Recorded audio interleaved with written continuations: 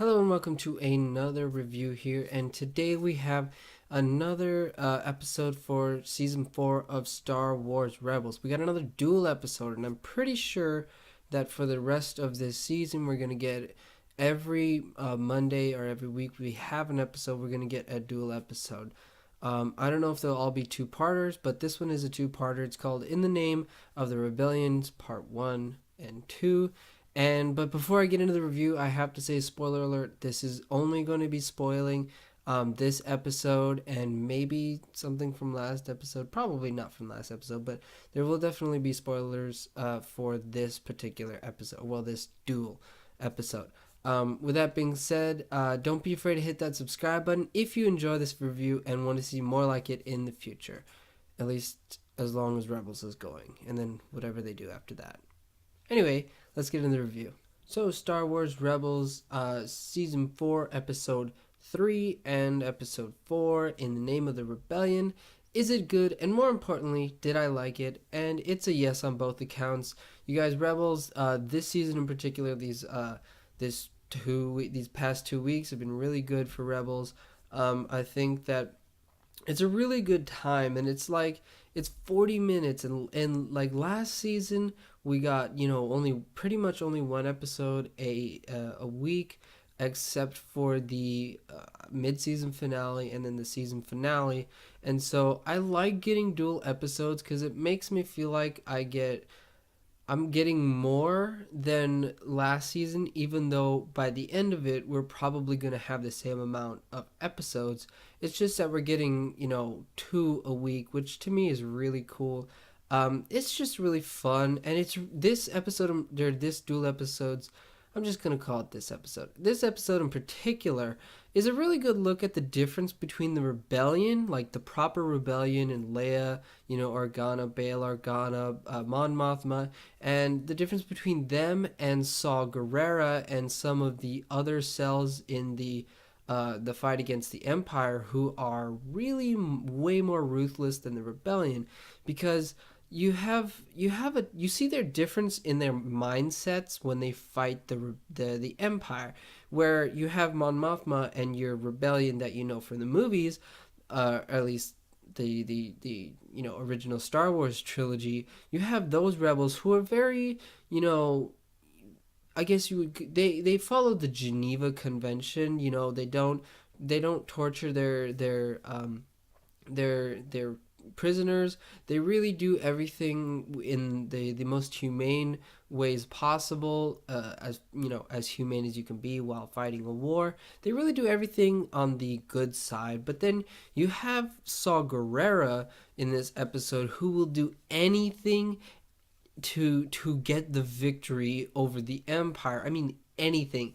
Dude will kill anybody he needs to. He even betrays Ezra and Sabine in this episode, and it's a really good thing because you get to see things like this in the books. You get to see it especially in Rebel Rising. That's a book that is all about Jyn and when she's growing up with Saw Gerrera, and you get a lot of this where you have Saw Gerrera doing some very, very shady stuff. You have him sometimes killing, a room full of nothing but civilians. Yes, these civilians are working for the Empire, but they're civilians. They're not actively fighting against you, and that's the kind of thing that Saw Gerrera does. And we see a nice contrast from the rebellion, who's all very polite and neat and kind and things like that, and then you have Saw Gerrera, who's absolutely willing to do anything it takes to get that victory. They find a kyber crystal, and it's like the biggest kyber crystal that I've ever seen, and I was like 90% sure that we were going to see the Death Star in this episode. Didn't happen, and actually I liked that because it makes it seem like, okay, the first time we're gonna see the Death Star is in the movies, and that warrants something as big as a movie rather than the TV show.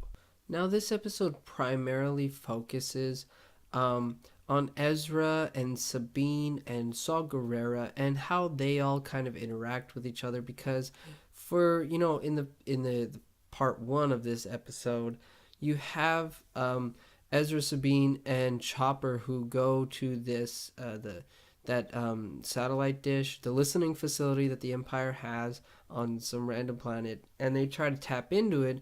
Doesn't work out for them, and Saw Gerrera ends up coming in there, blowing up that satellite dish, and then helping Ezra, Sabine, and Chopper escape, while the rest of the crew, the rest of your rebels, escape on the Ghost, and they go off back to Yavin 4. We saw Yavin 4, which was pretty cool to me. It's nice to know that Ezra and Kanan were there at one point, because in Legends, there's actually a Jedi temple, or yeah, there's actually a Jedi. No, it's a Sith temple that's on Yavin 4, but that's Legends, so don't worry about that. Anyway, this one it really focuses on these three characters and how Saw Gerrera is trying to influence them, is trying to influence Ezra and Sabine to be more like him, in the way that in the way that they fight the Empire. And that's something that's really cool, because for these past 3 seasons, they have been teetering, and they have been having Ezra Bridger as a character, going back and forth between, whether or not he's a Jedi. And he goes back and forth because he sees that sometimes, the dark side of the Force, or sometimes the evil things or the bad things that you do actually work in war. That's why Saw Gerrera is so prominent, and that's why people follow him, is because when you see Saw Gerrera work, he gets results fighting the Empire. And so it could be a nice thing. Again, it could be a nice thing that that could influence Ezra to go down the path to the dark side, because you see, hey, this dude is doing things that aren't exactly good, but they actually are getting results in his fight against the Empire. That could be really cool to see whether or not that influences Ezra on that decision, or his ultimate where he ultimately ends up, as far as whether he's just going to die as a Jedi, or maybe go down that dark path. Now, Sabine is a Mandalorian who is they're pretty much a warrior race, and she sees Saw Gerrera as a guy who is definitely a warrior, who's willing to do what it takes. But she also doesn't think that the way that he fights, and the way that he is absolutely ruthless and doesn't take any prisoners, and didn't even, we see that Saw Gerrera didn't even help the prisoners that the Empire had. Like, he didn't even help them escape. And so we see in both Ezra and Sabine that they kind of agree with Saw Gerrera in that maybe the rebellion needs to be fighting the Empire more. Maybe they need to be attacking them more. But then we see through both of them that, hey, Saw Gerrera is not exactly a good dude. We shouldn't be like that guy, because he would have left all these prisoners. He did leave all these prisoners, and them, Ezra and Sabine, along with Chopper, had to help those prisoners escape from the Empire. Now, Rebels is absolutely dancing around the Death Star. We have last season where, the last episode that we saw Gerrera, it was an episode on Geonosis, and we saw that when he was with the Rebels, they go to Geonosis, and they got close. They got close to finding out what the Empire was building, because they had a Geonosian, and he drew a picture of the Empire, and they couldn't figure it out. They didn't know what it was, but it was like, oh, that's the Death Star, and these guys are absolutely dancing around it. I don't know if we're going to find out, but I do know that Thrawn has to find out. So maybe that'll be in this season. I don't know. It could be in this season, but maybe they might be saving that for the next Thrawn book, which is coming out next year, which I'm really excited for. But I don't know if we're gonna actually see the Death Star in Rebels. I feel like that's something the Rebels and Saw Gerrera, I'm pretty sure that they're gonna find out about the Death Star.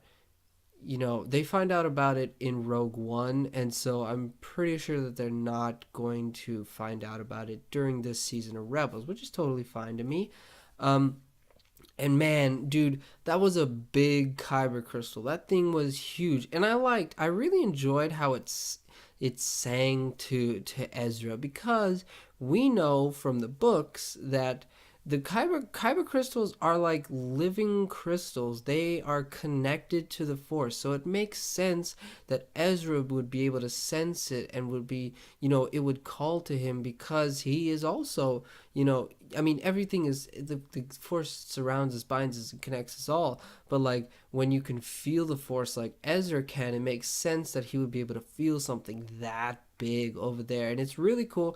It's really cool to see like little details like that are, just it makes Star Wars interconnected, from the movies to the TV show down to the books. And it's just it makes me feel really good to know that they are constantly going over every detail and making sure that everything is connected. Also, we got some great Death Troopers. We actually got to hear a Death Trooper speak English, because in the movie in Rogue One, they don't speak English. Like it's all muffled and garbled, and it's not English. It's not basic. Bringing this review to a close, I think that this is a really, really good episode. I think that these first two episodes of season 4, these first two dual episodes of season 4 have been really good, and I think that they've really connected the universe where it's using Saw Gerrera, because it makes sense to use Saw Gerrera because he's still around at this point. He's still, constantly fighting the Empire, and this is before Rogue One, so he's still around. He's not dead. He's not as messed up as I thought he would be, which, because yeah, he's just not as messed up as I thought it would be. I thought he would be just a little bit more messed up because he's really bad in Rogue One, and some stuff happens to him, and so I thought he would be a little bit more messed up. But it was nice to see a bunch of connection even to Rogue One, where you have that alien who is with Saw Gerrera. He's in Rogue One, and that's pretty cool. It was just a really good episode. It was nice to see the difference between the rebellion and Saw Gerrera's partisans, and how Mon Mothma actually showed emotion in this, and we got to see some more Death Troopers. We got to see a big Kyber crystal, which we knew about from the books, but it's nice to see it. It's nice. It's crazy to see a Kyber crystal where, every Kyber crystal you see is like, this big. They're like no bigger than a tip of your finger, but man, that one was big, and it's crazy to know that is what is powering the Death Star. That is what is destroying these planets, and it was just a really good episode in my opinion, but that is just my opinion. That's why I want to know what you think about this episode and this season so far. So definitely tell me your thoughts in the comment section down below, or we have a new Facebook page. It's facebook.com/ccinemareviews page, so definitely check it out there. We're also on Twitter @ccinemareviews, so if you don't get notified every time I put up a new video here on YouTube, definitely follow the channel on either of those two platforms, and I post every time I put up a new video, and you get to talk to me at any time.